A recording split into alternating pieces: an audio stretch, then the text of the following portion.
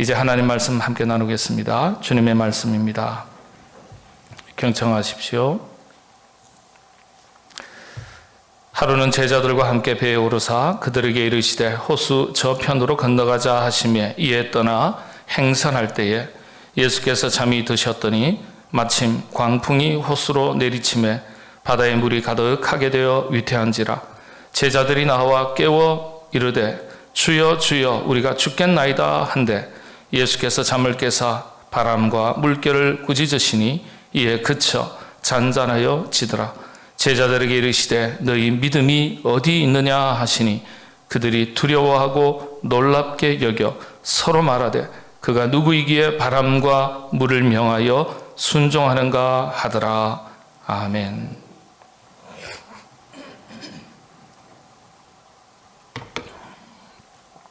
바른 신앙은 하나님 말씀에 대한 바른 이해를 기초로 합니다. 하나님의 말씀에 대한 바른 이해를 바탕으로 우리가 은혜를 얻게 됩니다. 그런데 저도 목회자지만은 한국교회 목회자들이 착각하고 실수하는 것이 있는데 설교를 통해서 교인들을 설득하려고 한다는 점입니다. 자꾸 설득하려고 하면 인위적이게 되고 이것이 선동이 될 수 있습니다. 은혜를 자꾸 끼치려고 한다는 거예요. 여기에 초점을 맞춰서 설교한다는 점입니다. 그런데 말씀이 자연스럽게 깨달아지면 깨달아진 말씀을 통해서 우리가 은혜를 받게 되는 것인데 그래서 하나님의 말씀을 잘 깨닫도록 바르게 해석하고 바르게 가르치고 바르게 선포하는 것이 초점이 되는 설교를 해야 되는데 감동을 찾고 은혜를 찾고 하다 보니까 한국교회 목회자들의 설교가 본질에서 조금 비켜나 있는 경우가 많이 있습니다. 또 성도님들 자체도 하나님의 말씀을 바르게 깨달으려고 설교를 들어야 되는데 감동과 감격이 되는 그런 우리 흔히 하는 말로 은혜가 되는 설교를 듣고 싶으니까 그게 자꾸 초점을 맞추니까 본질에서 조금 비켜나가게 되는 것이죠. 목사가 설교를 통해서 은혜를 끼치는 것이 아니라 선포되는 말씀을 통해서 우리가 깨닫게 되면 은혜를 받게 되는 것입니다. 감동과 감격, 은혜는 말씀을 깨달을 때 우리 성령님께서 주시는 겁니다. 말씀으로부터 깨닫는 것 없이 감격과 감동을 주기 위해서 사용되는 게 언변입니다. 달변가죠. 말솜씨에 불과합니다. 대단히 인위적이라고 할 수 있겠습니다. 경우에 따라서 신비주의를 많이 사용합니다. 주로 이단에서 사용하는 거죠. 들으려면 듣고 말려면 말하라. 귀 있는 자는 들을지어다. 예수님의 일방적인 선포입니다. 이렇게 선포되는 말씀을 가리켜 캐리그마라 그렇게 말합니다. 하나님의 말씀은 1차적으로 캐리그마입니다. 캐리그마는 청중들의 형편과 처지와 조건과 어떠한 기준도 없어요. 일방적으로 선포하시는 하나님의 말씀, 이걸 캐리그마라 그렇게 말합니다. 하나님 말씀의 가장 큰 특징입니다. 뭘 설득하거나 간청하거나 그런 게 없습니다. 성령님의 도우심으로 듣고 깨달을 때 감동과 감격, 은혜가 주어지는 것입니다. 그래서 우리가 하나님의 말씀을 항상 대할 때, 읽을 때 성령님의 임재와 도우심을 구하고 말씀을 바르게 이해하려고 노력하셔야 합니다. 코로나19 전염병으로 인해서 지구촌 모든 것이 흔들렸다고 말합니다. 우리의 일상을 뒤흔들어 놓았습니다. 그런데 세상이 흔들린 것이 문제가 아니라 우리의 믿음이 흔들렸다는데 더 큰 문제가 있습니다. 교회가 흔들리고 그리스도인들의 신앙이 흔들리는 시점에서 특별히 대림절을 맞이했습니다. 앞으로 몇 주 동안 우리 모두 우리 자신의 믿음을 되돌아보고 살피고 그리고 나서 사무엘서 강해로 또 이어가도록 하겠습니다. 오랜 시간 동안 성서학자들이 하나님의 말씀인 성경의 핵심을 찾아내기 위해서 성경을 압축하는 연구를 했습니다.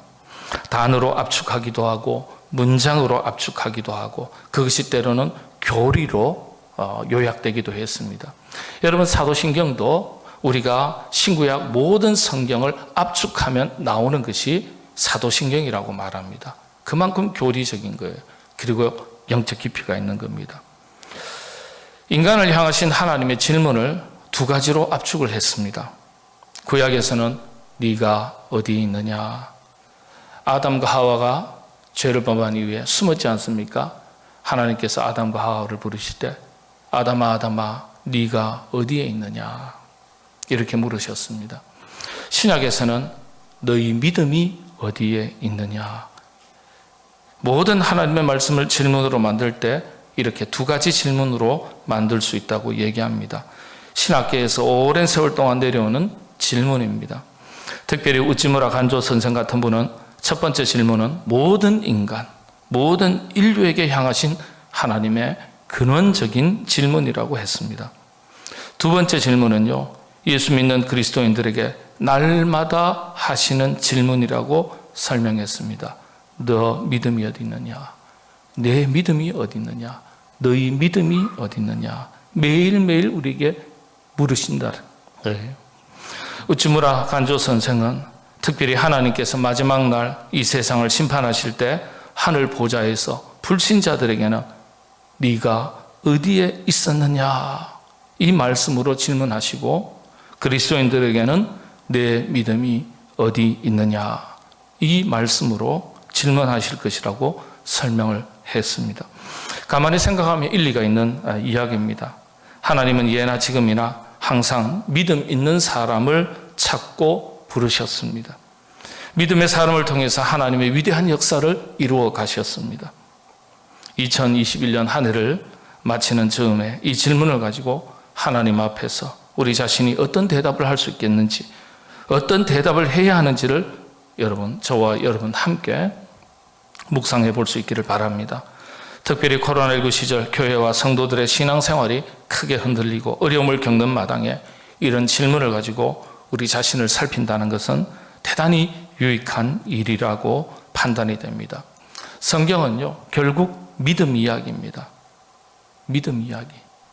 성경에는 수많은 인물들이 기록되어 있습니다. 성경 전체에 인물이 1888명, 그렇게 인명이 기록되어 있다, 그렇게 말하기도 합니다. 대한성서공회가 공식적으로 발표한 성경 인명사전의 숫자입니다. 그런데 또 그 모든 이름들을 다 기록해 본 결과에 따르면 2618명이라고도 말합니다. 이렇게 숫자가 차이가 나는 것은 개인의 이름이 겹치는 것도 있고 동명이인이 있기도 하고 또 동명이인으로서 구별이 어려운 경우도 있고 개명한 경우도 있어요.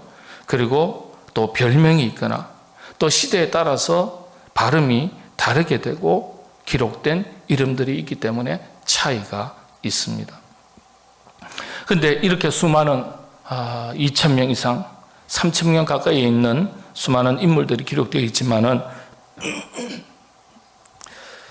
이 인물을 두 부류로 나누면 믿음 있는 사람과 믿음 없는 사람의 이야기로 나누게 됩니다.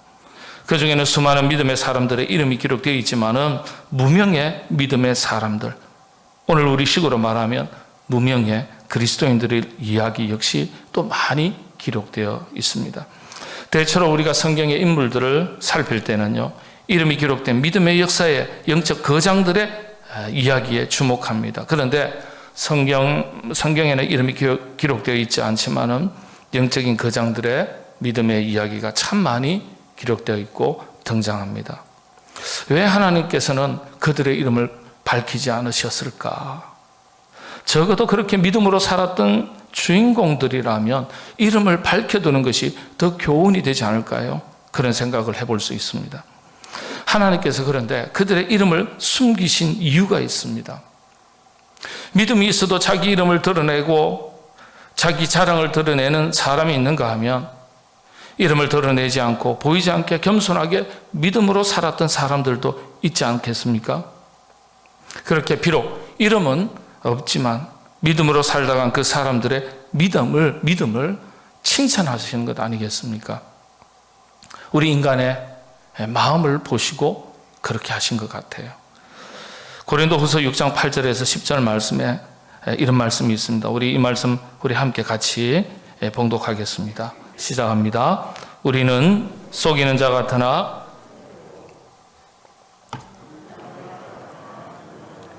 죽은 자 같으나 보라 우리가 살아있고 징계를 받는 자 같으나 죽임을 당하지 아니하고 근심하는 자 같으나 항상 기뻐하고 가난한 자 같으나 많은 사람을 부요하게 하고 아무것도 없는 자 같으나 모든 것을 가진 자로다. 아멘. 이름 없이 살다가 그러나 믿음으로 살았던 사람을 가리켜 뭐라고 이야기합니까? 모든 것을 가진 자다 그랬어요. 모든 것을. 진짜 유명한 자요 위대한 자라고 그렇게 칭찬하시는 말씀이에요. 이름 내고 감투 쓰고 뭔가 많은 사람들에게 주목받고 칭찬받고 인정받고 박수받는 그 사람이 진짜가 아니라, 물론 그런 사람들 가운데서도 훌륭한 분들이 다 있지만은 이름이 없다고 정말 무시할 사람이 아니라는 거예요. 어쩌면은 이름이 없지만은 믿음의 세계에서는 더 큰 위대한 사람으로 하나님께서 기억하시는 그런 사람이라는 것을, 그래서 칭찬하시는 거예요. 사람들은요, 자신의 이름을 드러내려고 합니다.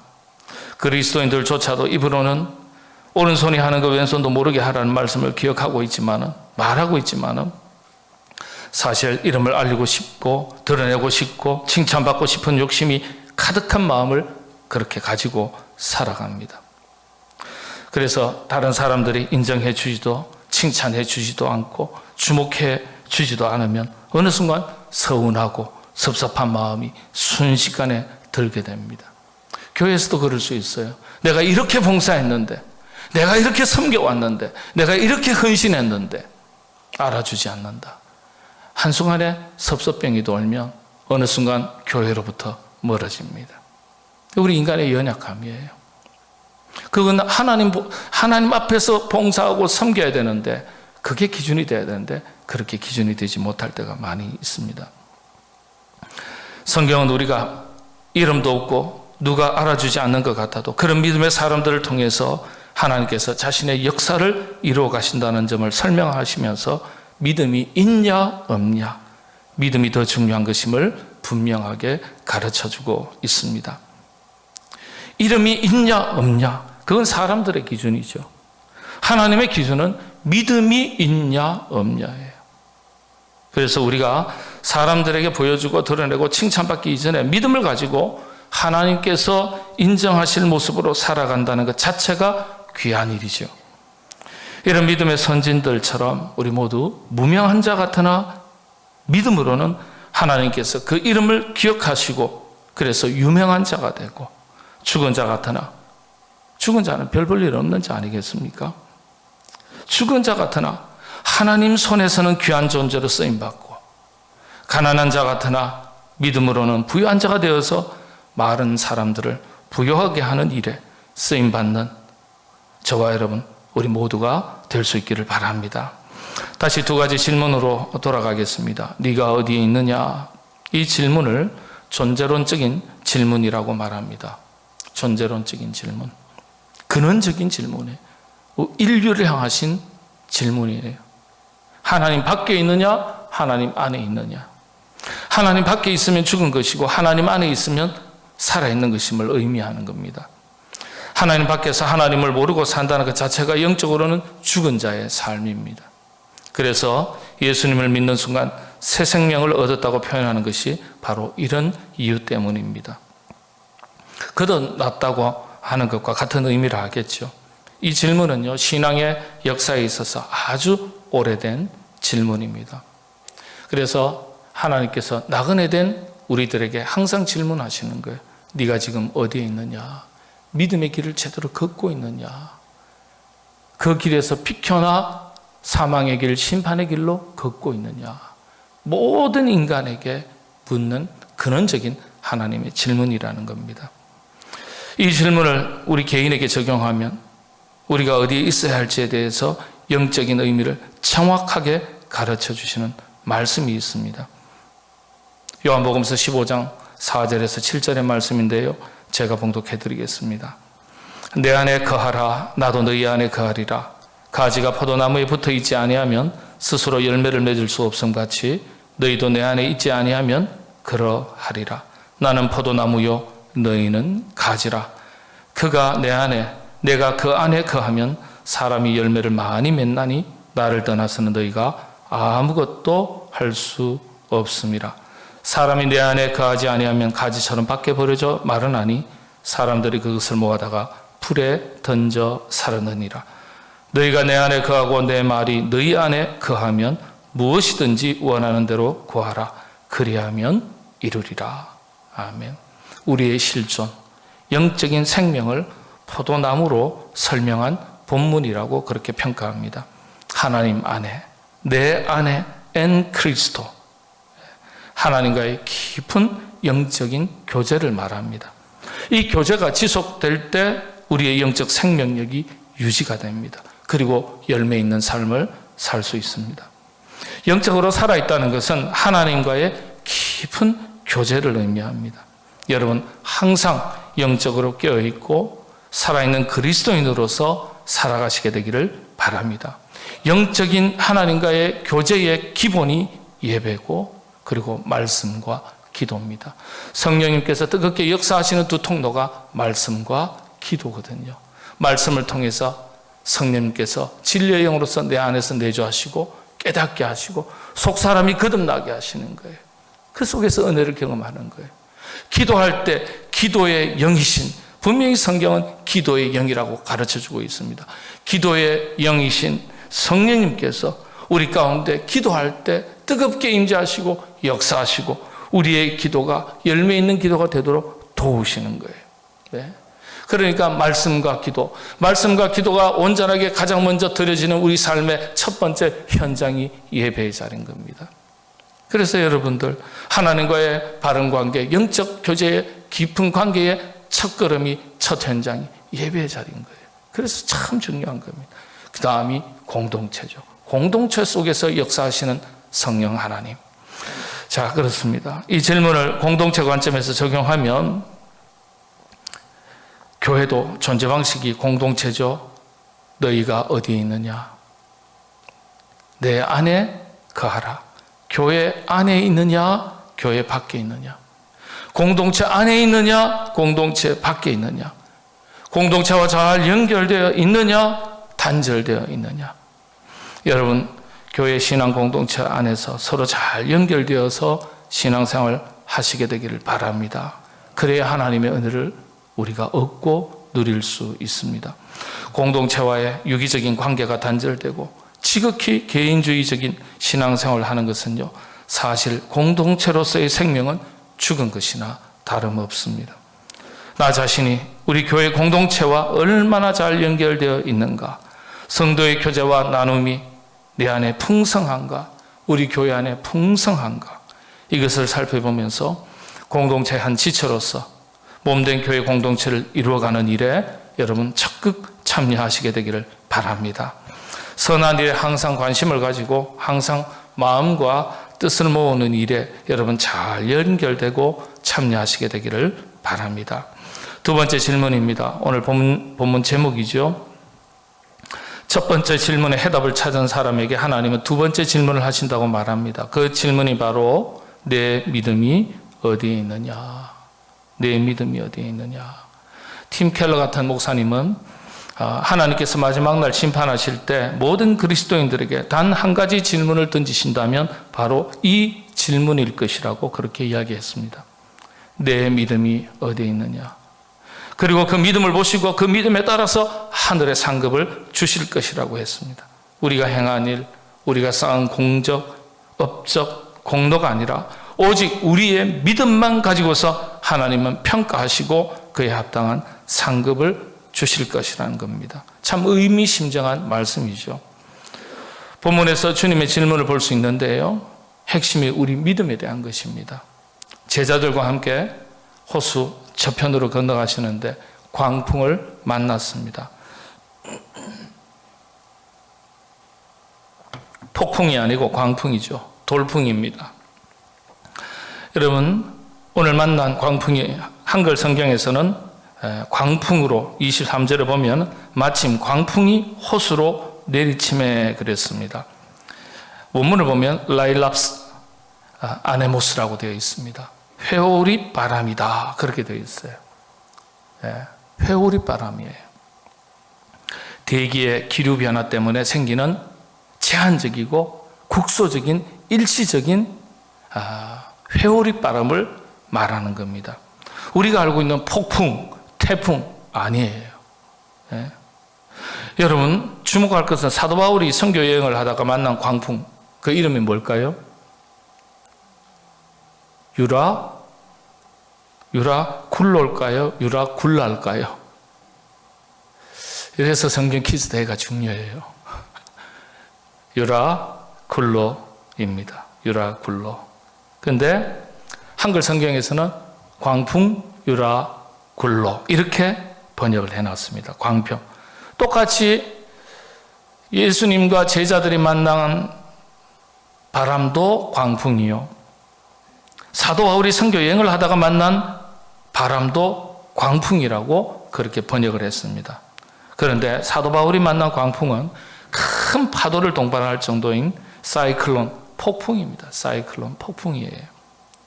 폭풍을 여러분 사이클론이라고 말하지 않습니까? 예? 여러분들 이 유라굴라, 광풍이라고 번역을 했는데요. 이 유라굴라는 유로클리돈이라는 말에서 유래되었습니다. 예, 폭풍이에요. 진짜 회오리 바람이 아니고 폭풍입니다. 그러니까 여러분들 이 사나운 바람 이렇게 되어 있습니다. 히포니코스 아네모스, 사나운 바람. 그러니까 광풍, 사나운 바람인 유라굴로를 만나 이렇게 되어 있습니다. 우린 그냥 읽고 지나갑니다. 그러니까 예수님과 제자들이 갈릴리 호숫가에서 만난 광풍은 회오리 바람 정도로 작은 바람이에요. 큰 바람이 아니에요. 그런데 왜 배에 물이 차오르고 위태하게 되었냐 하면요, 그건 당시에 배의 구조를 보면 쉽게 이해할 수 있습니다. 갈릴리 호숫가에서 고기 잡고 사람들이 일반적으로 타던 배는요, 폭이 좁고 길쭉한, 사람들이 많이 타도 3명, 4명. 일상적으로 일반 서민들이 타는 배는요, 4-5명을 넘어가지 않습니다. 고고학적으로 다 밝혀졌어요. 작은 배는 1명에서 2명입니다. 사람들을 운송하는 배가 있었지만은 아무리 큰 배라 할지라도 20명을 넘지 못한다고 알려져 있습니다. 회오리 바람에 기우뚱할 정도라면 아마도 4-5명 정도 이하 타는 배가 아닐까 그렇게 추정을 합니다. 그런데 이 갈릴리 호숫가에서는요, 지중해성 기후 때문에 대기 기류의 급속한 변화 때문에 회오리 바람이 종종 자주 치는 바람이에요. 그리고 바람이 있는 것이지 파도가 출렁일 정도가 아니에요. 예. 파도가 넘쳐서 배에 물이 가득하게 되어 위태해졌다, 그렇게 기록되지 않았습니다. 그냥 바람이 내려치니까 어떻게, 배가 작으니까 그 작은 바람에 휘청하니까 어떻게 되는 거예요? 그러다 보니 물이 들어온 거예요. 예.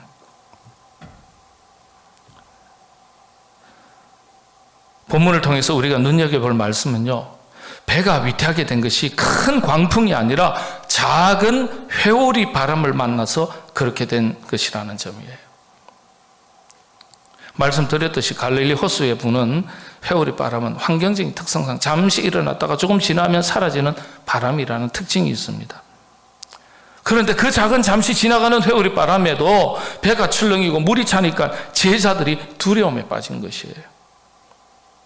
그때 예수님은 요람처럼 흔들리는 작은 배에서 아마 낮잠을 주무신 것 같아요. 작은 회오리 바람에 배가 출렁이는데 제자들이 하는 말이 주여 주여 우리가 죽겠나이다. 예? 사도 바울이 만난 유라굴로 같은 태풍도 아닌데 작은 회오리 바람에 주여 주여 죽겠나이다, 그런 거예요. 그래서 주님께서 잠에서 깨어나셔서 하신 말씀이 기가 막혀서 하신 말씀이에요. 원래 이 본문의 내용을 가지고 호들갑 떠는 제자들, 그런 글을 쓴 분도 있어요. 호들갑 떠는 제자들. 글자 그대로 보면 예수님께서 눈 뜨고 일어나셨어요. 예수님이 놀라셔가지고 나이 30에 놀라셔가지고 이거 괜찮겠나? 그러신다면, 뭐 그러실 분도 아니지만 혹시 젊은 사람이 다른 사람이 그런다면 이해가 돼요. 그런데 제자들은요, 갈릴리 호숫가 주변에서, 나사렛 주변에서 다 나고 자라고 뼈가 굵은 사람들이에요. 환경적인 지리적인 특징을 잘 알고 이 바람이 어떤 바람인지 잘 아는 사람들이에요. 그런데도 그 바람에 주여 주여 우리가 죽겠나이다, 호들갑을 떠는 것처럼 보이는 거예요. 별일도 아닌데. 그래서 기가 막혀서 하신 말씀이 어떤 말씀입니까? 너희 믿음이 어디에 있느냐? 너희 믿음이 어디에 있느냐? 믿음이 있는 제자인 줄 알았지만 별것도 아닌데, 조그마한 광풍에도 주님이 곁에 계심에도 불구하고 믿음 없는 말을 하고 믿음 없는 행동을 하는 제자들에게 날카롭게 하신 이 질문이, 여러분 어쩌면 믿음으로 산다고 말하는 우리 자신에게 던지는 질문이 아니겠습니까? 작은 시련이 닥치면 믿음이 온데간데 없이 사라지고 세상 사람들과 똑같이 말하고 생각하고 말하고 행동하는 그런 믿음 없음을 책망하시는 말씀이 아니겠습니까? 여러분, 코로나19 전염병 큰 시련입니까? 작은 시련입니까?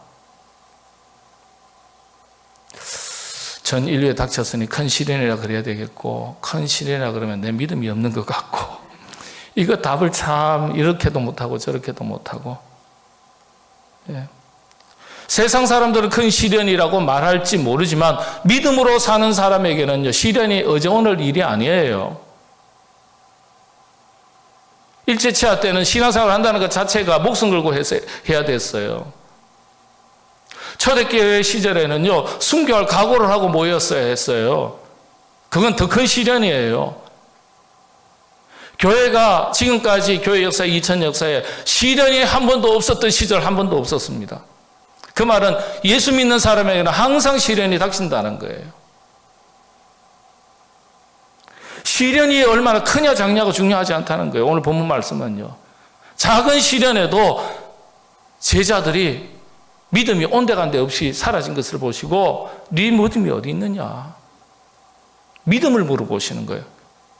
시련의 크고 작은 것을 물어보시는 게 아니라 우리의 믿음이 어디 있는지를 물어보시는 거예요.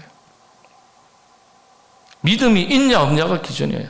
믿음이 있으면 큰 시련도 작은 시련이 될 수 있고요, 믿음이 없으면 작은 시련도 큰 시련이 될 수 있다는 사실입니다.